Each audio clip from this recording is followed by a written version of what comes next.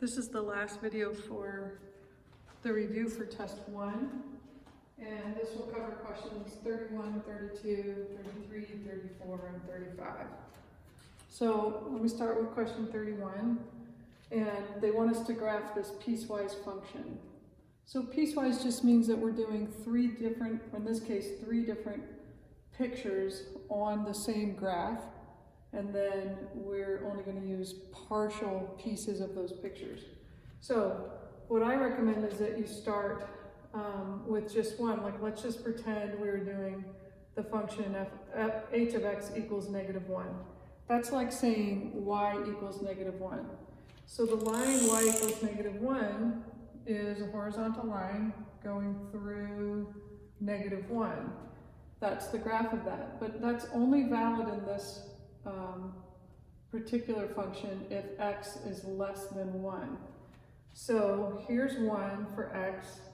Less than 1 will be this left side. So that means that the right side is not included in this picture.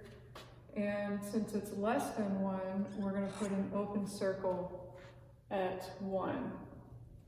So then I would go to the next component of this piecewise function, the next piece. So h of x equals 3. That's like saying y equals 3. Well, y equals 3 is a horizontal line happening at 3 on the y-axis, so there's 3. But that's only valid when x equals 1. So when x is 1, I have this point here at 3. It's not valid when x is bigger than 1 or when x is smaller than 1. So I'm going to erase those. So finally, the last piece is h of x equals -2. That's like saying y equals -2. Well, that's the line that's horizontal going through -2 on the y-axis. It's only valid when x is greater than 1. So that would only be that right side, so I'm going to erase the left side. It's not valid at x equals 1, so this is an open circle. And then there's greater than 1. So that is the picture of this piecewise function. All right, let's look at question 32. So this is also a piecewise function. It's just a little bit more difficult because the actual functions are a little bit more difficult than the previous one. So the previous one just had 2 straight lines and then a point. And now this one is going to have 1 line and 1 parabola. How do I know it's a parabola? Because this part of the piece is -10 plus x squared. So if I had the function f of x equals just x squared, we know that that's a parabola centered at 0, 0, right? But in this case, it's x squared minus 10. So that shifts our parabola down 1, 2, 3, 4, 5, 6, 7, 8, 9, 10 down here. So here's my parabola. So I'm not going to use that one. And that's only valid when x is between -4 and 4. Now, it's or equals to the -4, so that'll be a solid dot on -4. And it's strictly less than +4, so it'll be an open dot, an open circle on +4. So what I would do is I would figure out what I actually get. If I put -4 in for x, I would have -4 times -4 is +16 minus 10 gives me +6. So when I put a -4 in, I get a +6 out. So that's that point, -4, 6, because I put a -4 in for x. If I put a +4 in, 4 times 4 is 16, minus 10 is also 6. So 1, 2, 3, 4, 1, 2, 3, 4, 5, 6, but that's an open circle.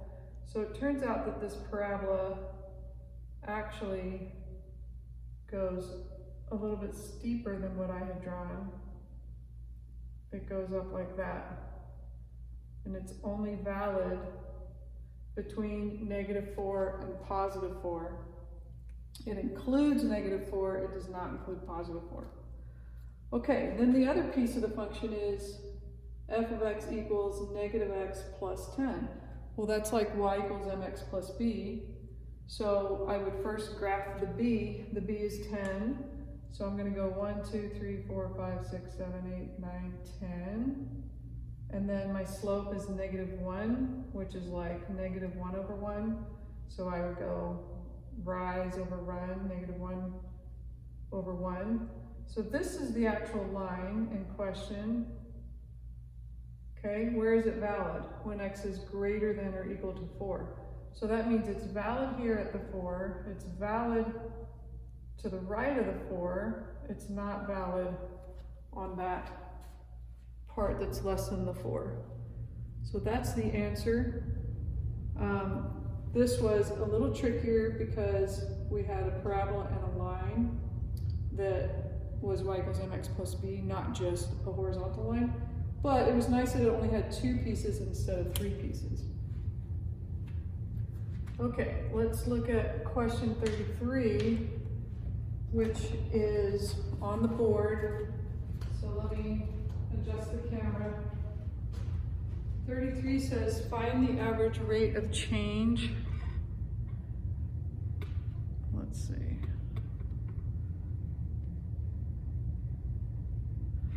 There we go. Find the average rate of change. And they give us f of x equals 3x squared minus 2x.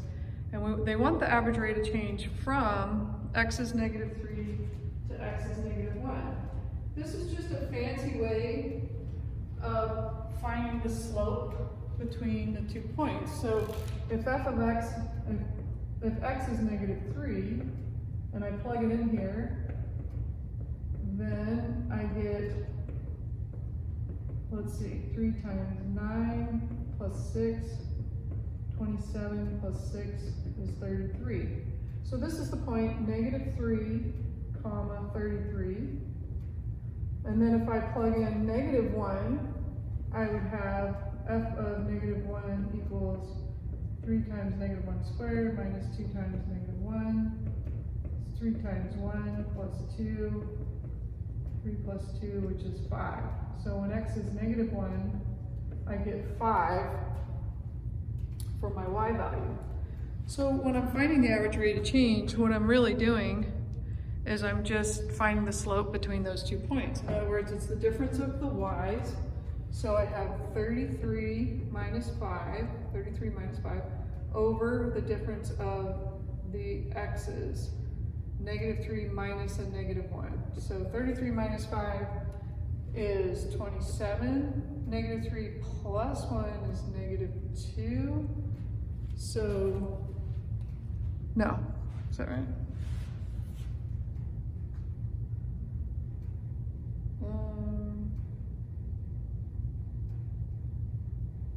I think I may have made an error. Let me double check my work. 33 and 5. 33 minus 5 is 28. Sorry about that. 28. Hopefully you caught that. And then -3 plus 1 is -2, so that reduces to -14. So my average rate of change from x is -3 to x is -1 ends up being -14. Okay, let's go to number 34, which is going to be back on a graph.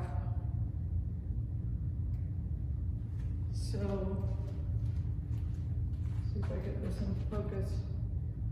So here they want us to translate y equals x squared. We just talked about y equals x squared. That is a picture of a parabola facing up, centered at 0, 0. And what they want us to do is translate it to y equals x plus 3 squared and then plus 2. So it's helpful to memorize the transformations. If I'm adding 3 inside where the x is, if it's happening to the x, then that's a horizontal shift, and it goes the opposite way that you would think. So instead of adding 3 to x this way, I'm actually going to subtract 3 from my original parabola. So my original parabola was centered at 0, 0. So now I'm going to subtract 3, and then I'm adding 2 on the outside. It's not affecting the x directly, so that's a y movement. And y moves the way that you would think it should move. So that puts my vertex here at the point -3, 2 instead of the 0, 0. So I've shifted that to there. So I subtracted 3 in the x direction, and I added 2 in the y direction. And that's the answer for that one. Okay, the last one for this video is number 35. 35 is also a transformation. And I think these are a little bit tricky to learn by watching Alex or reading Alex. I think it's nice to have someone talk it through. They're just a little bit weird. So, again, it's helpful to memorize these translations. So in this case, they give me this picture and they want me to draw the transformation of y equals g of 2x plus 4. So something's happening to the x, it's being multiplied by 2. So typically you would think of this doubling the x value. But remember, what happens to the x is always the opposite. So this would be cutting the x value in half. So I'm going to take half of the x value, and then the 4 is being added outside. It's not directly affecting the x. So that's a y movement, which means I'm going to add 4 to the y. So I'm going to take half of the x and I'm going to add 4 to the y. So if I take this point, -2, 4, if I cut the x in half, I'll get -1. And if I add 4 to the y value, 4 plus 4 is 8. So that's the point -1, 8. So I'm going to graph -1, 1, 2, 3, 4, 5, 6, 7, 8. So that's -1, 8. I've shifted this point to that point. Okay, let's look at what happens to 0, 0. So 0, 0, I'm going to cut x in half. Well, half of 0 is still 0. I'm going to add 4 to the y. So 0 plus 4 is 4. So I'm going to plot the point 0, 4, which is right there. And then the last one is 4, 2. So I'm going to take half of the x. So half of 4 is 2. And then I'm going to add 4 to the y. 2 plus 4 is 6. So that point becomes 2, 6, right there. So my new picture looks like that. And that's it. So good luck on that review. Please email me if you have questions. I'm happy to go over concepts with you. You know, some of this is pretty straightforward, some of it is not. So don't hesitate to contact me if you need some extra help. All right, I'll talk to you guys later.